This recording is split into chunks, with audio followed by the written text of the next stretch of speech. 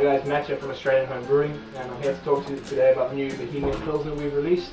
Now you may have seen our video the other day about Golden Ale and the Bohemian Pilsner, and I'm going to show you how to make it, and we'll also eventually have a tasting video. So the Bohemian Pilsner consists of the Mangrove Jack's traditional series Pilsner, some Czech Saaz hop plugs, the S23 yeast, which I assume a lot of you are very familiar with already, as well as our brand new Black Rock ultralight malt in a can. So very keen to use that. It's the first time for me, so very excited. And of course, as usual, it comes with a recipe.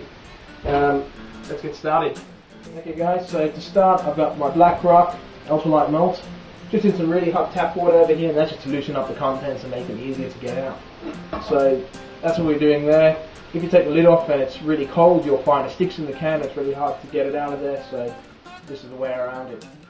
Okay guys, so after warming my malt, that's the ultralight, I'm now going to add it to my pot. I like to add it to about 3 liters of warm water, it just makes it easier. I like to use glass fermenters personally.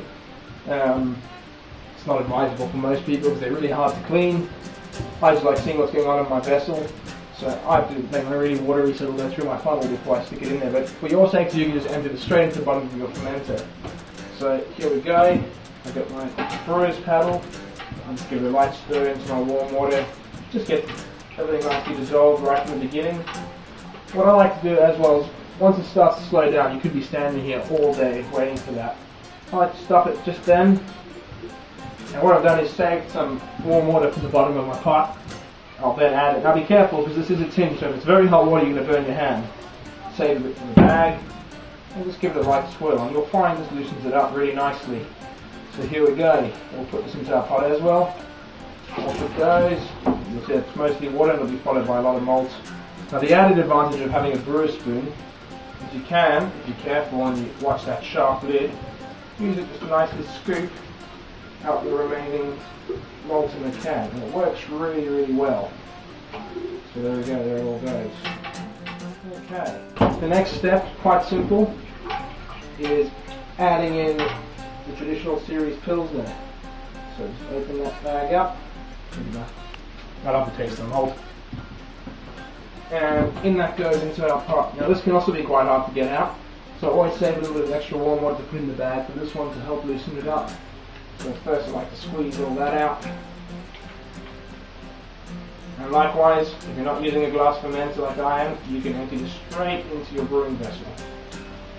One last thing to remember, at the bottom of these British Series Pilsner packs is the yeast.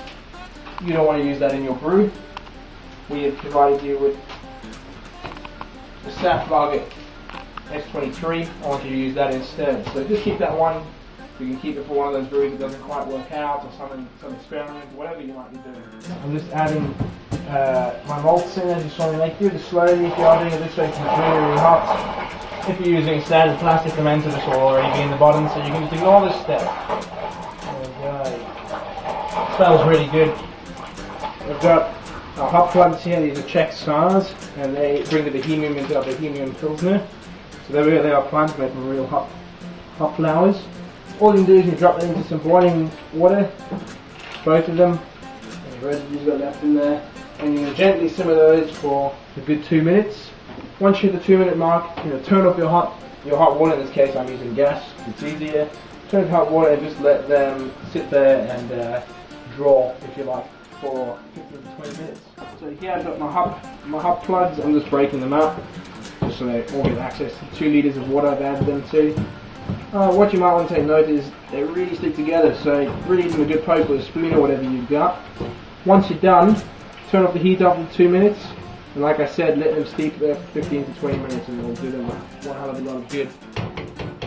So my hops have just finished steeping, still quite warm.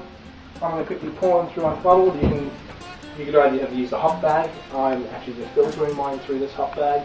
So here we go, and straight into my fermenter. Still quite warm, so once again, be careful of burning yourself.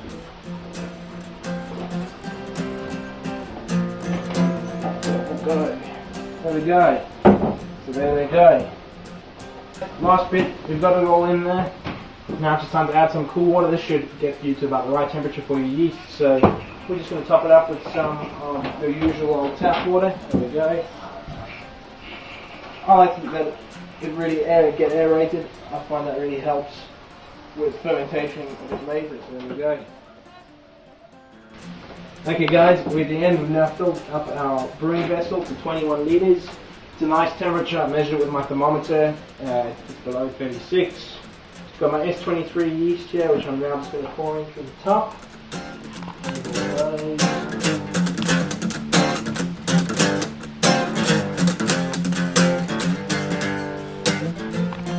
Okay, and I've got my sterilised bubbler.